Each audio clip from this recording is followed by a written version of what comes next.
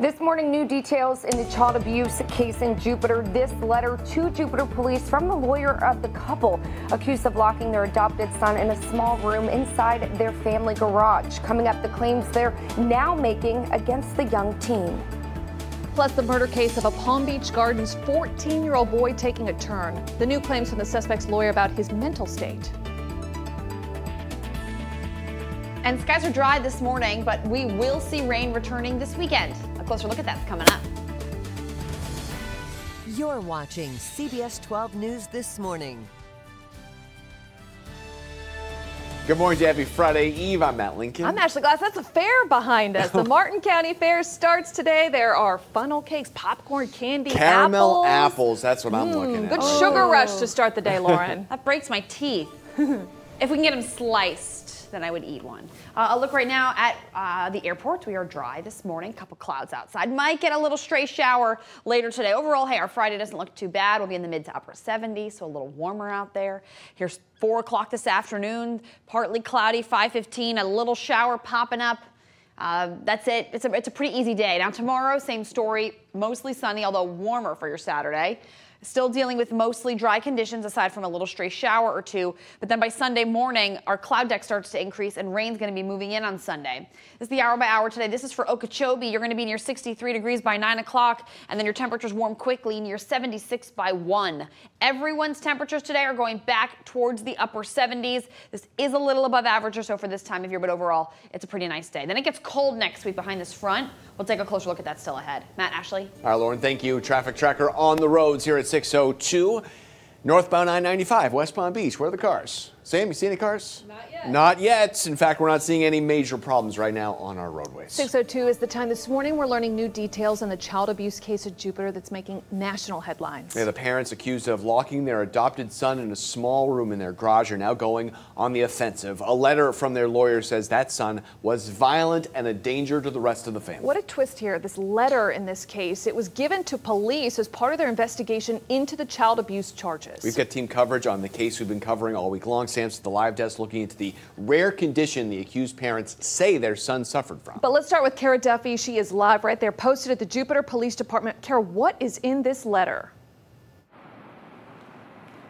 Well, Matt, Ashley, this here is a copy of that letter sent to Jupiter Police from the couple's attorney, Nellie King. It claims that the teen has a troubling past, one that is filled with years of violent and dangerous behavior. Now, in the letter there, King, the attorney, she wrote that there are, quote, numerous school records, photos, medical files, and police reports which frame his account in an entirely different light. Now, she's talking about the fact that the teen had told police that he's been abused for years, even in another state, forced to live in a locked box in the family's garage. But King goes on to list what the parents claim is years of disturbing behavior witnessed by his family and teachers over the past several years. This includes bringing weapons to school, terrorizing his family, torturing animals, even fantasizing about killing people. The Ferreters were arrested on Monday, charged with aggravated child abuse and false imprisonment. The next day, they got out on $50,000 bond. They are now due back in court on March 10th. In the meantime, we know that there were 3 other children who lived with them. We are told that those children were moved by the Florida Department of Children and Families, who are doing their own investigation right now. Back to you. All right, Sam, now the Florida Department of Children and Families has also opened a child protective investigation in the case. And this morning, we're hearing from DCF for the first time. In a statement, they tell us, quote, the treatment this child has endured is appalling on many accounts, and the allegations are both heinous and evil. Our department is committed to making sure no child has to endure the terrible things that have been told to investigators. We hope the judicial system will act swiftly to deliver justice for this child. And the parents' lawyer in this case also claims there were efforts made by the parents to get him help to protect their family. They say he suffers from reactive attachment disorder, which is associated with early childhood trauma. Our team coverage on this continues right now. Sam's at our live desk. Sam, a local child psychologist says this is rare, but certainly behaviors to look out for and consider. Yeah, a range of behaviors, Ashley. The child might have meltdowns or be irritable. They may be more emotional or anxious, and they may have trouble in school or even refuse to go to school. Now, the Cleveland Clinic tells us RAD is typically seen in patients who have been mistreated. And these diagnosed kids rarely show signs of comfort. They may also seem to be afraid of their parents, even if those caretakers are loving. But a child psychologist we spoke to says the diagnosis is not commonly used anymore. Historically, that's what folks would describe it as children having trouble attaching to their caregivers. What RAD does is it really places the blame on the child. The more effective strategies are ways in which we can build safe environments for kids. There's no exact timeline as to when kids or young adults can develop RAD. It can happen really at any age, but it is most commonly seen in infants and children who can't create those emotionally healthy relationships with the people who take care of them.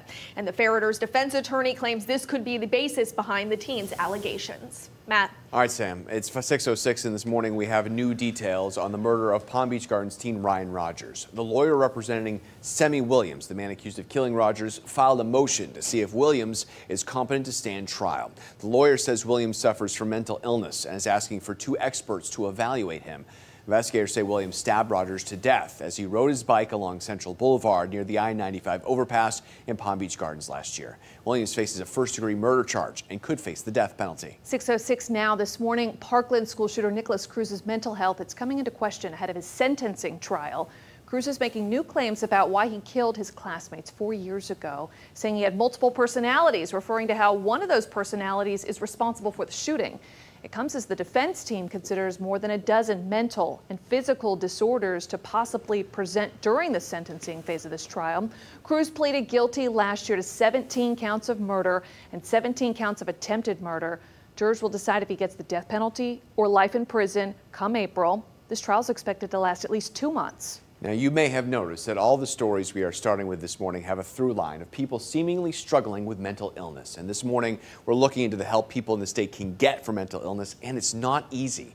In this report last year, the state grand jury set up to investigate school safety wrote, "Our mental health system, if one can even call it that, is a mess," warning some suffering in silence may spiral into criminal acts and violent behavior. Marcia Martino with the National Alliance on Mental Illness points out most people in need of help are more likely to be victims rather than violent themselves.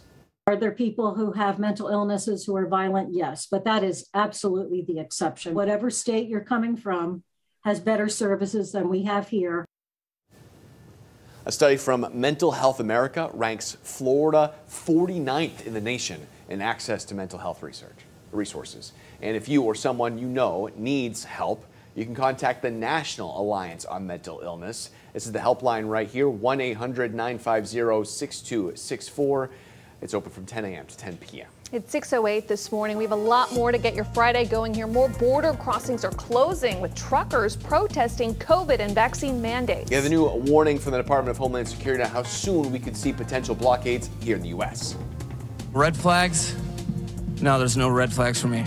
Plus, Dolphins' new head coach addressing the elephant in the room, what he had to say about the Brian Flores firing and the lawsuit. You're watching CBS 12 News this morning, the one to turn to.